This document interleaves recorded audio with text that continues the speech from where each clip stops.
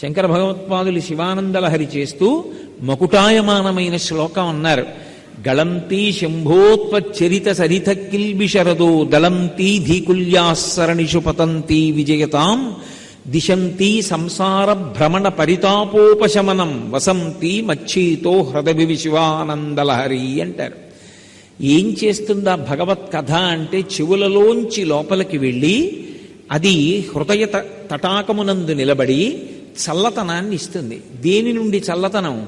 సంసార భ్రమణ పరితాపోపశమనం. సంసారమునందు పరిభ్రమించడం అంటే మళ్ళీ పుట్టడం, మళ్ళీ చావడం, మళ్ళీ పుట్టడం, మళ్ళీ చావడం. పునరపి జననం పునరపి మరణం పునరపి జననీ జఠరే చైనం జిహ సంసారే బహుదుస్తారే కృపయాపారే పాహిమురారే అంటారు భజగోవిందంలో. అలా పుట్టి చచ్చి జనన మరణ చక్రమునందు సంసార భ్రమణ పరితాపోపశమనమును ఇవ్వగలిగినటువంటిది భగవత్ కథాశ్రవణము. ఆ భగవత్ కథాశ్రవణము చేత అది చెవుల గుండా లోపలికి వెళ్ళి అంత సంతోషాన్ని ఇస్తుంది. కాబట్టి నైర్మల్య తశ్చాదనం వాచాశంఖముఖైస్థితైశ్చ జఠరాపూర్తిం చరిత్రామృతై రుద్రాక్షైర్భసితేన దేవ వపుషో రక్షాం. ఈ శరీరాన్ని అమ్మ కాపాడుతుంది. ఏమో ఏ ఉగ్రభూతం వస్తుందో, పిల్లవాడు దేనికి ఉలిక్కి పడతాడో, ఎవరు చూడరాని చూపు చూస్తారో, వాడు దాన్ని తట్టుకోలేక తేజోక్షయమై ఏ ప్రమాదాన్ని ఎదుర్కొంటాడో, ఏ ఆపదొస్తుందో అమ్మ విభూతి పెట్టి పిల్లవాడి మెళ్ళో రుద్రాక్ష కడుతుంది. అలా భక్తి అన్న తల్లి ఎవరు భక్తుడో ఆ శిశువుని కాపాడుకుంటుంది. ఎందుచేత అంటే మెడలో రుద్రాక్షలు వేస్తుంది, నొసట విభూతి ధరించేటట్టు చేస్తుంది.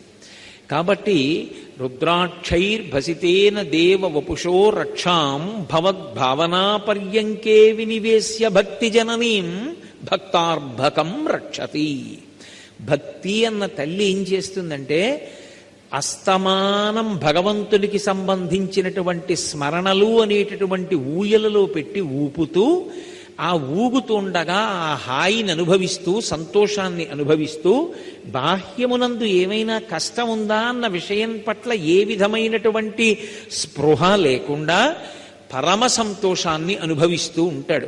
యోగరతో వా భోగరతో వా సంగరతో వా సంగవిహీన యస్య బ్రహ్మణి రమతే చిత్తం నందతి నందతి నందత్యేవ. ఎప్పుడు ఆ భగవంతుడి గురించినటువంటి ఆలోచనలు చేయడంలో శరీరానికి ఏదైనా ఖేదమున్నా కూడా మర్చిపోతాడు. అందుకే ఆ భక్తి ఎవడు కలిగి ఉంటాడో వాడిని ఎవ్వరూ చెనకలేరు. ఆ భక్తి అన్న తల్లి సర్వకాలములయందు భక్తుణ్ణి కాపాడుకుంటూ ఉంటుంది. అందుకే పెద్దలైన వారందరూ కోరుకున్నది ఏది అంటే ఈ భక్తిని కోరుకున్నారు. అందుకే భక్తి అన్న మాటని జాగ్రత్తగా అర్థం చేసుకోవాలి. భక్తి అంటే కేవలం ఒక మూర్తి దగ్గరికి వెళ్ళి కూర్చుని బోలెడన్ని సంభారములు తెచ్చి పూజ చెయ్యడం ఒక్కటే భక్తి కాదు. అందుకే గభీరే కాసారే విశతి విజనే ఘోర విపినే విశాలే శైలే చ భ్రమతి కుసుమర్ధంజడమతి సమర్ప్యై చేతసరసిజముమానాధభవతే సుఖేనావస్థాతుం జనహ్య న జానాతి కిమహో అంటారు శంకర భగవత్పాదులు. ఎందుకురా పెద్ద పెద్ద సరోవరాల్లో దిగుతావు, తామర పూలు తీసుకొస్తావు, కొండలెక్కుతావు, మారేడు దళాలు తీసుకొస్తావు, చెట్లు ఎక్కుతావు, పువ్వులు కోస్తావు, ఇవన్నీ నేను అడిగానా? నీ హృదయం అనేటటువంటి కుసుమాన్ని నా దగ్గర పెట్టరా, నువ్వెవరని నేను అడగను, నీ వెంట నేను పరిగెడతానంటాడు పరమాత్మ.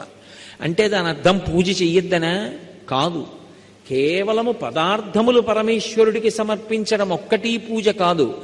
దాని మధ్యలో అందుకే అంటాడు, దళమైన పుష్పమైనను ఫలమైనను సలిలమైన బాయని భక్తిని కొలచిన జనులర్పించిన యలమిన్ రుచిరాన్నముగను ఏను భుజింతున్ అంటాడు. భక్తితో ఇస్తే చాలు. పత్రం పుష్పం ఫలం తోయం యోమే భక్త్యా ప్రయచ్చతి. పరమభక్తితో ఆయన యందు ప్రేమతో మనం ఏదిచ్చినా ఆయన స్వీకరిస్తాడు. ఆయనకి ఇవ్వడానికి ఆయనది కానిది మనదైనది లోకంలో అసలు ఏముంటుంది? ఏముండదు. ఆయనది ఆయనకే ఇవ్వాలి. కానీ ఇచ్చేటప్పుడు భక్తితో ఇస్తే పరమేశ్వరుడు మురిసిపోతాడు. తండ్రి అన్నీ సంపాదించి తెస్తాడు. నాన్నగారే ఎక్కడో ఉద్యోగం చేసి డబ్బు సంపాదించి వృద్ధిలోకి తీసుకొచ్చి బట్టలు కొని చదివించి బొమ్మలిచ్చి ఆడుకొమ్మని పిల్లవాడికి కావలసినటువంటి ఉపకరణములన్నిటినీ సమకూరుస్తాడు. ఆ తండ్రే ఉద్యోగం చేసి కార్యాలయం నుంచి వస్తూ వస్తూ ఇంత తీపి బూందీ తీసుకొచ్చాడు, తినరా అని. ఓ గిన్నెలో వేసి ఇచ్చాడు. నీకు తీయటి బూందీ ఇష్టం కదరా, తిను అన్నాడు.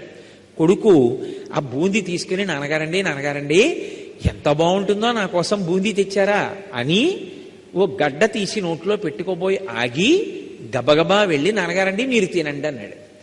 తండ్రి అన్నాడు, నాకు అక్కర్లేదురా, నీకు ఇష్టమని తెచ్చాను, నువ్వు తిను అన్నాడు. కాదు నాన్నగారండి, మీరు కొంచెం తినండి అన్నాడు. తండ్రి మురిసిపోయి వంగి నోరు పట్టాడు. వాడు నాన్నగారి నోట్లో ఓ బూందీ గడ్డ పెట్టి, నాన్నగారండి బాగుందా, చాలా బాగుంది నాన్న, ఇప్పుడు నేను తింటాను నాన్నగారండి అని వాడు తిన్నాడు. తండ్రి గబగబా తన భార్య దగ్గరికి వెళ్ళి, ఉసే చూశావా, నేను వాడి కోసం తీపి బూందీ తెస్తే వాడు తినకుండా నాకు ఇంత పెట్టి తిన్నాడే అని మురిసిపోతాడు. వాడిదా బూందీ, పిల్లవాడిదా? వాడు సంపాదించాడా, వాడు తెచ్చాడా?